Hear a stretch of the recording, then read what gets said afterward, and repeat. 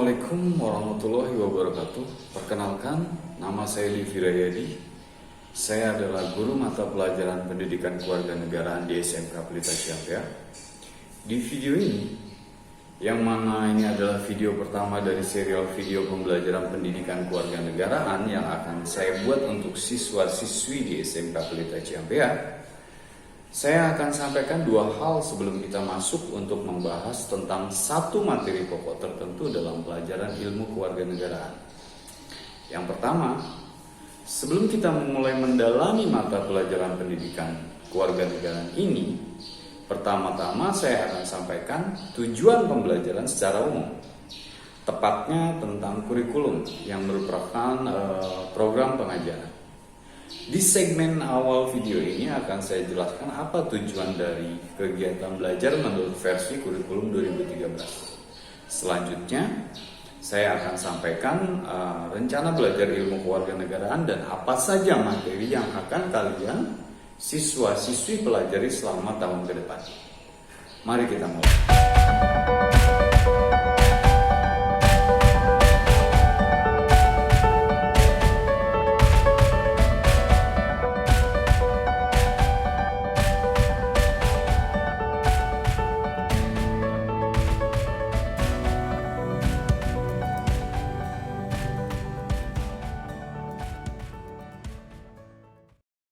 Jadi video pertama ini kita akan membahas rencana belajar kita selama 1 tahun. Namun mari kita mulai pertama-tama tentang pengertian kurikulum atau program pengajaran. Kurikulum atau program pengajaran yang dipakai di dunia pendidikan di Indonesia disebut kurikulum 2013 yang sudah beberapa kali direvisi. Program pengajaran ini menuntut siswa untuk memiliki 4 aspek kompetensi. Yang pertama, artinya tujuan belajar adalah membangun aspek sisi spiritual, yaitu kami, guru, memiliki tugas untuk membangun aspek kejiwaan atau spiritual kalian. Makanya kami, guru, melakukan observasi terhadap sikap spiritual kalian, seperti memberikan questionnaire self-assessment, di mana kalian menilai diri kalian sendiri yang berkaitan dengan sisi spiritual kalian, seperti seberapa rajin kalian melakukan ibadah atau bagaimana sikap kalian terhadap agama, seperti itu.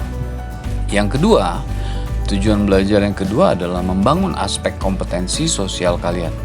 Pendidikan ini membangun kemampuan kalian dalam berinteraksi sosial dengan baik, seperti membangun sikap jujur, disiplin, demokratis, responsif, dan proaktif. Kurang lebih seperti itu. Yang ketiga, tujuan belajar yang ketiga adalah membangun aspek pengetahuan kalian. Kalian diasah untuk memiliki pemahaman, kemampuan menganalisa, atau menilai atau mengevaluasi dalam sudut pandang keilmuan yang sedang kalian pelajari. Yang keempat, yaitu yang terakhir, tujuan pendidikan atau sekolah ini adalah membangun kompetensi keterampilan.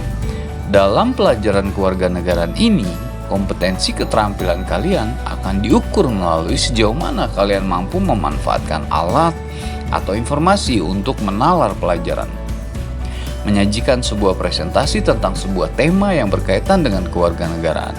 Dan selanjutnya, apa yang telah kalian analisa, kalian mampu mengkomunikasikannya terhadap umum. Kurang lebih seperti itu. Mari kita lanjut kepada video berikutnya.